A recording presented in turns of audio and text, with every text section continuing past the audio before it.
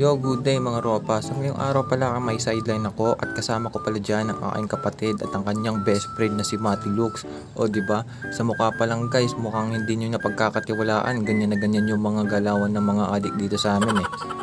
O at dyan pala dyan guys, kinuha na ni Mati Lux yung hose at ang kapatid ko dala-dala niya na ang Zone Rocks at dishwashing liquid para unahin na nga linisin itong lumang washing machine na ginamit pa noong 1970.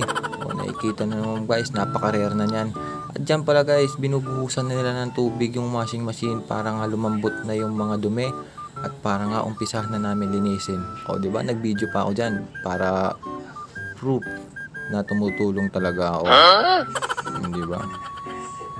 Masisipag ng kasama ko. At dito pala guys, nakikita nyo naman ang kapatid ko nagkukuskus na talaga. At si Mati naman ay nagkukuskus din gamit lamang ang kanyang kamay. Talagang napakatindi ng kalyo niya.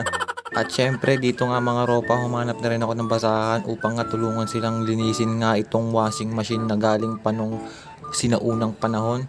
Nakikita nyo naman guys, talagang porsigido ako maglinis dyan para matapos agad. Pero kung hindi nyo alam guys, washing machine lang yung nagawa namin sa buong maghapon at wala nang iba. At sasahod kami ng buo na puro kalokohan lamang ang aming ginagawa, tawanan at kulitan. O diba?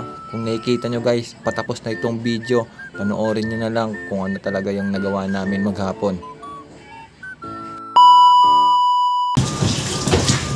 Ating bahag 64B kapreload. At dito nga sa part na to mga ropa ay loob na ng washing machine yung nililinisan ni Mati Lux at kagustuhan niya nang matapos agad at para maagang makauwi. O diba? Talagang porsigidong magkuskus. At ako naman yung gawain ko lang dyan guys mga ropa is tagaturo kung nasaan yung may dumi pa at hindi nila nahagod ng linis. O diba? May dumaan pala dyan kaya nagtingin na muna kami sa labas. Baka isipin nilang magnanakaw kami kasi nga ngayon lang nakita yung pagmumukha namin dyan sa lugar na yan. At dito na nagtatapos ang lahat. Bye-bye!